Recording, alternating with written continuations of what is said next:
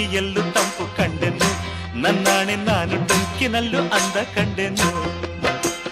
ಮಾವನ ಮಗಳು ನನ್ನ ಮೋಹಿಸಿ ಬಂದಾಗ, ಮಾವನ ಮಗಳು ನನ್ನ ಮೋಹಿಸಿ ಬಂದಾಗ, ಬೇವಿನಲ್ಲೂ ಸಿಹಿಯ ಕಂಡೆನು.